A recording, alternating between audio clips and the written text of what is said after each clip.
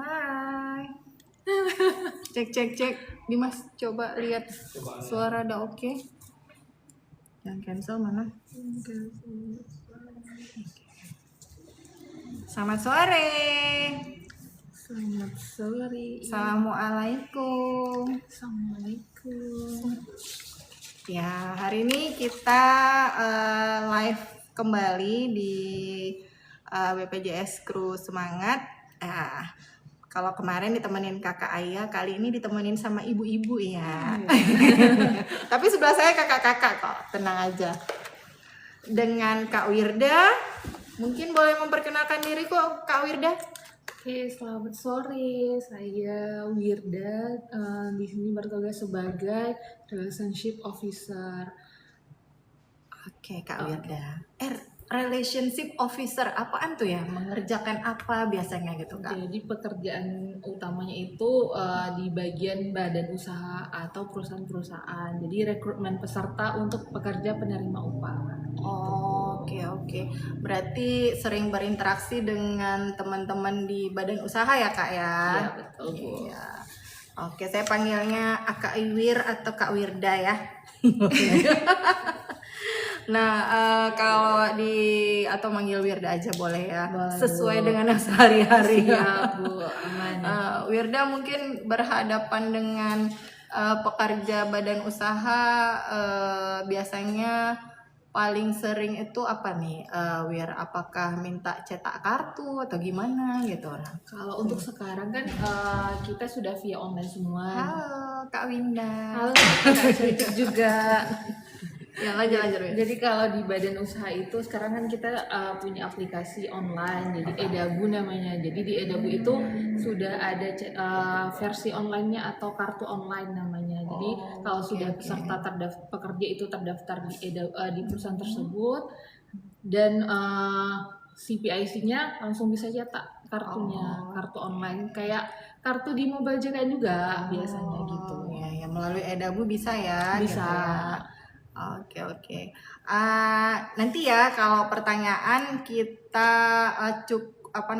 kita khususkan hari ini terkait tentang dari segmen pekerja penerima upah, apakah itu hak dan manfaatnya, kemudian gimana sih kalau mau nambah anggota keluarga. Jadi ya seputar pertanyaan-pertanyaan di pekerja penerima upah gitu ya teman-teman ya. Nanti kalaupun ada yang bisa kita jawab langsung, nah nanti kita respon segera.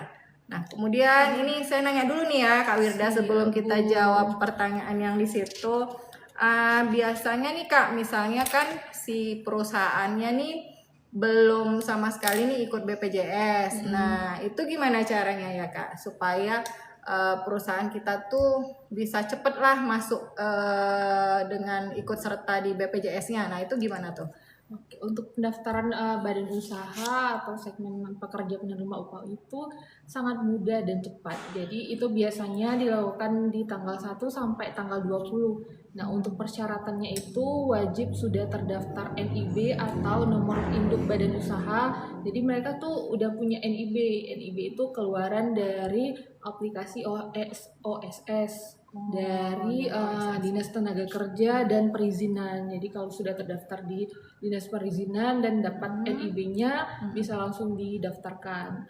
Untuk persyaratannya sendiri nanti ada kita kasih formulir pendaftaran badan usaha, NIB yang saya jelaskan tadi, kemudian NPWP atau nomor wajib pajak untuk badan usaha tersebut. Kalau untuk nggak punya NPWP badan usaha, untuk perorangan juga bisa. Gitu. Ya.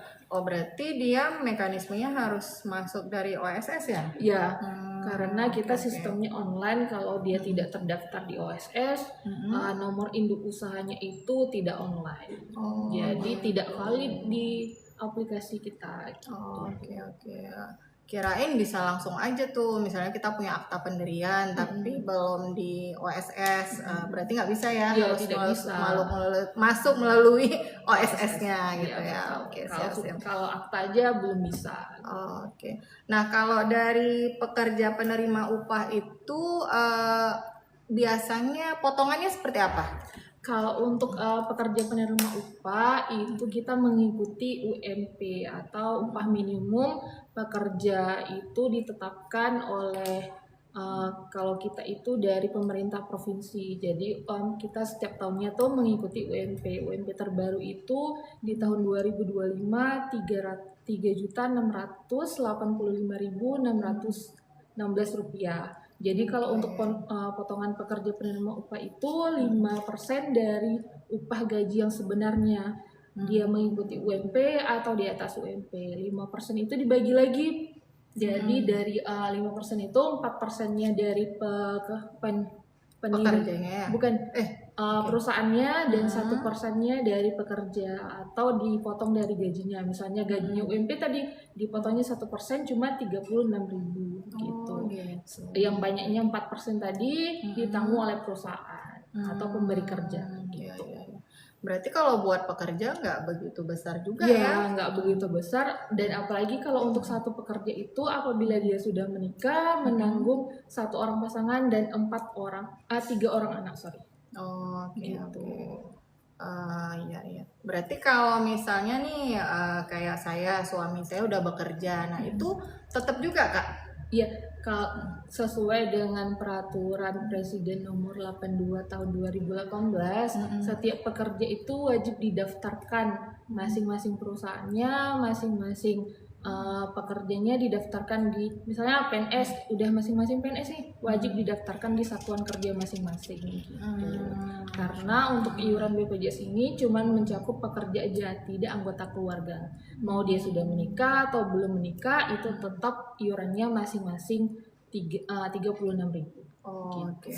36.000 itu karena dia mengikuti UMP saat Iya, ini ya. betul. Oke. Kalau misalnya UMP tahun depan itu berubah, maka otomatis juga Berubah. akan sesuai dengan upahnya di tahun depannya gitu ya. Betul. Oke. Nah, ini ada yang nanya pula nih ya. Apa kita jawab aja dulu ya? Boleh, kita Ini jawab. BPJS dicairkan. Waduh, ini kayaknya salah alamat nih. Itu BPJS Ketenagakerjaan ya, Kakak. Ini BPJS Kesehatan. Atau mau dari yang paling atas? Kita cek. Ayo.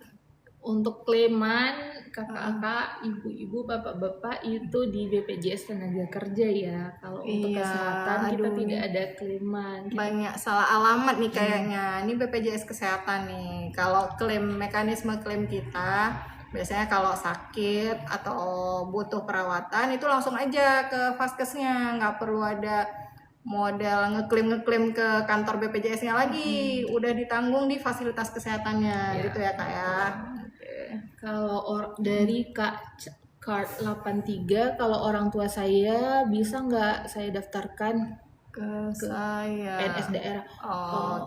Mohon maaf Kakak, untuk sekarang kalau untuk PNS daerah itu belum bisa, tidak bisa lagi didaftarkan keluarga tambahan, karena yang bisa itu hanya PNS pusat.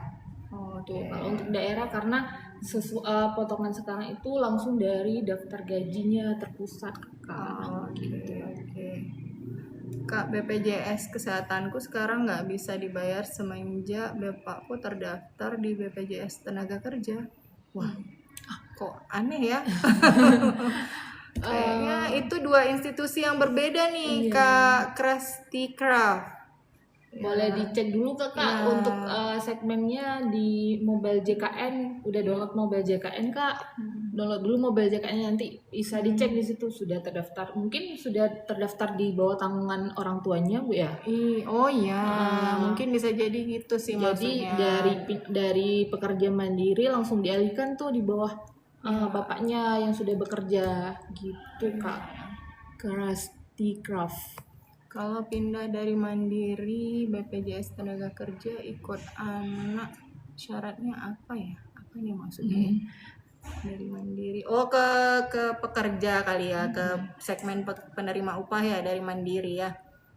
Nah, mungkin gimana nih Kak Wirda? Kalau untuk pindah mandiri ke BPJS yang sudah bekerja itu cukup kalau ikut anak. Oh, ini kalau ikut anaknya nggak bisa dia ya? Kalau Atau orang tuanya keluarga tambahan mungkin ya? ikut anak sendiri. Oh, kalau untuk itu namanya Kak Duha itu pekerja keluarga tambahan 1